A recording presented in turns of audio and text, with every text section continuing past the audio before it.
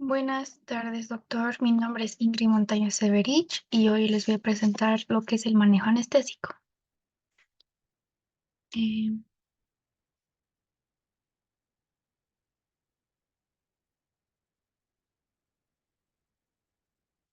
bueno, el manejo de la anestesia. Para empezar, la anestesia se puede definir como la insensibilidad de un organismo o la parálisis de la sensibilidad de un individuo mediante varios eh, fármacos, fases importantes que tenemos que tener para llegar a que el paciente esté sedado. Hay varios tipos de anestesia que se le puede administrar al paciente y todo esto con el objetivo que es que el paciente no sufra dolor durante una intervención quirúrgica y lo que es una intervención postquirúrgica, después de la operación para luego tener su recuperación. Nosotros tenemos tipos de anestesia y sus fases. Van a existir dos tipos de anestesia. La anestesia general, que esta se define por un estado transitorio irreversible de depresión del sistema nervioso central. Esto va a ser inducido farmacológicamente. Dentro de lo que es la anestesia general, se puede ver que existe la anestesia inhalatoria, la intravenosa y la anestesia balanceada. Luego tenemos lo que es la anestesia regional, que consiste en técnicas que producen una disminución reversible de la sensibilidad de un área. Esto se va a conseguir, a diferencia de la anestesia general, mediante el uso de anestésicos locales en la proximidad de la médula espinal o de los nervios periféricos para poder así sensibilizar un área en específico. Dentro de estos está la anestesia regional neuroaxial, la intradural y la epidural. Ahora, dentro de sus fases, como su objetivo de la anestesia es evitar dolor al paciente, para esto tenemos que llegar a fases importantes, que primero está la inducción. Esta fase es donde procedemos a inducir al paciente mediante fármacos para que éste pueda entrar a la hipnosis y la relajación muscular. Es muy importante también que aquí el paciente, antes de llegar a la inducción, esté relajado, no tenga esa ansiedad porque puede alterar la anestesia. En el mantenimiento, en la fase de mantenimiento, se inicia cuando la profundidad de la anestesia es la adecuada para poder nosotros administrar lo que es la hipnosis, un relajante y un analgésico suficiente para mantener al paciente dormido durante toda la cirugía y que no sienta el dolor. Ahora, es muy importante mantener esta fase dependiendo cuánto tiempo dure la cirugía. Luego tenemos la fase del despertar, que esta es muy importante, que consiste en el periodo de tiempo que transcurre una vez que el paciente pasa de un estado inconsciente a un estado consciente, una vez que se le pase el efecto de la anestesia y el paciente pueda despertar y tener la recuperación. En la valoración preanestésica es muy importante hacer una correcta historia clínica, dando importancia a ciertos parámetros y ciertas cosas, debido a que esto nos puede ayudar también en qué tipo de anestesia podemos darle a nuestro paciente. El primero está los que son los antecedentes patológicos y no patológicos. Es muy importante preguntar al paciente las alergias para no tener una reacción alérgica durante la intervención.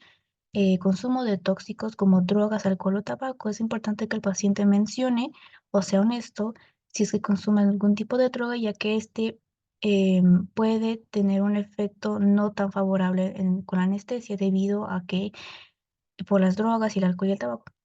Enfermedades de base, si es que el paciente también toma medicamentos, porque el paciente tiene que estar en ayunas. Entonces, para poder ver si el paciente suspendemos o no la medicación.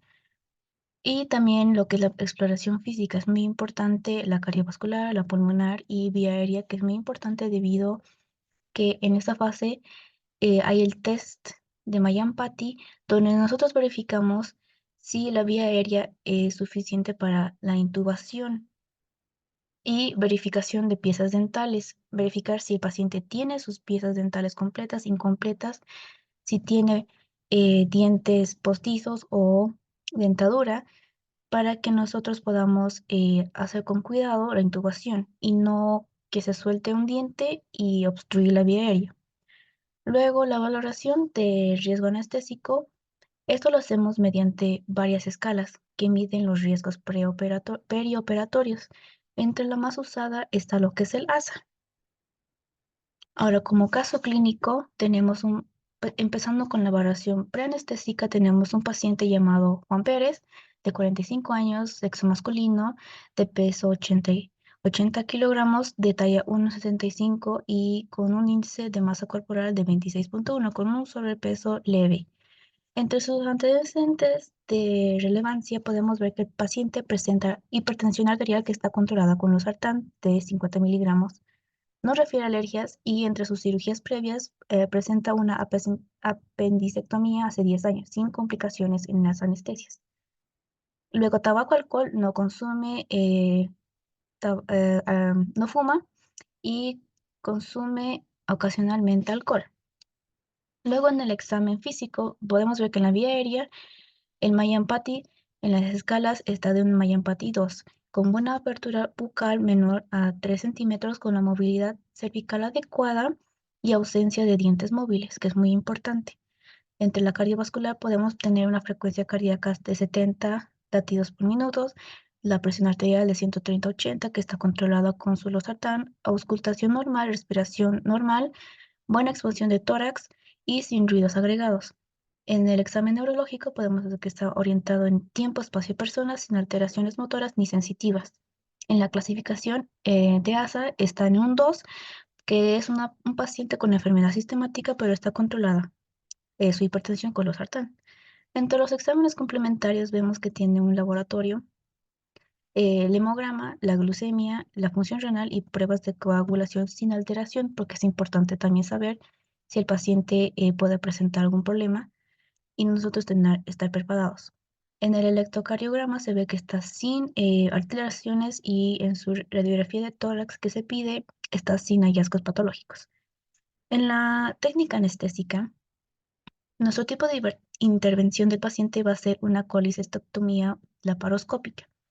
El tipo de anestesia que se le va a dar al paciente va a ser una anestesia general balanceada y una vez que se le da del tipo de anestesia, vamos a empezar con las fases importantes, que en primero la inducción. Entre eso tenemos que inducir con fármacos. Entonces los medicamentos que se le inducen son midazolam de 2 miligramos intravenoso, fentanilo de 100 por intravenoso, el propofol, el rocunorio, que es un relajante muscular, y para la intubación orotraqueal con el laringoscopio convencional sin complicaciones.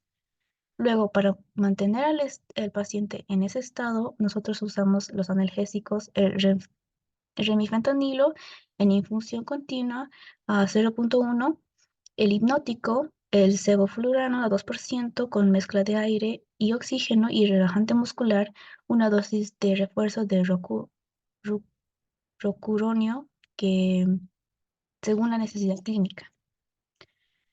Ahora, en la monitorización intraoperatoria podemos ver que, bueno, esto podemos hacerlo mediante la máquina o la pantalla de monitorización de los signos vitales.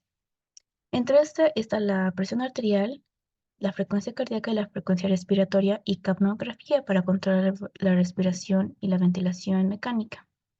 Y también, muy importante, la pulsimetría para la saturación de oxígeno. En los parámetros respiratorios vemos el volumen corriente con la presión de pico y frecuencia respiratoria ajustados con el ventilador mecánico.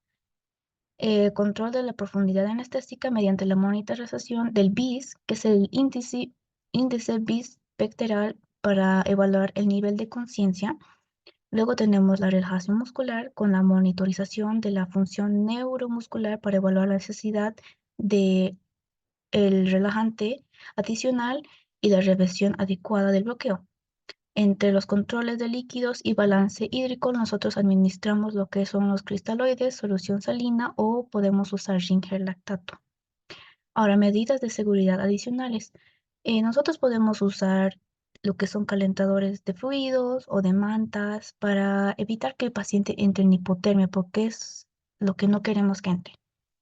Protección ocular en congel ocular y apósitos para prevenir alguna aberración corneal.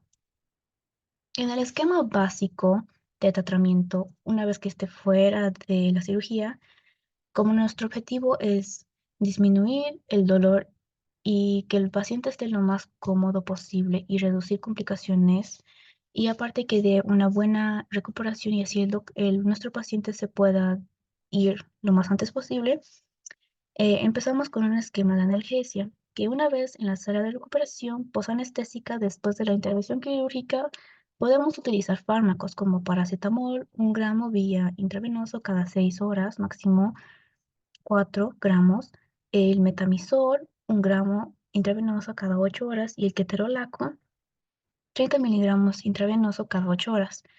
Una vez que ya esté para dar la alta, para seguir viendo que el paciente no tenga ningún dolor, podemos seguir dándole fármacos como el paracetamol, 1 gramo cada 6 horas, ya vía oral, porque ya puede tolerar y ya está mejor, ibuprofeno o tramadol cada 8 horas en caso de un dolor moderado. Y eso sería todo. Muchas gracias.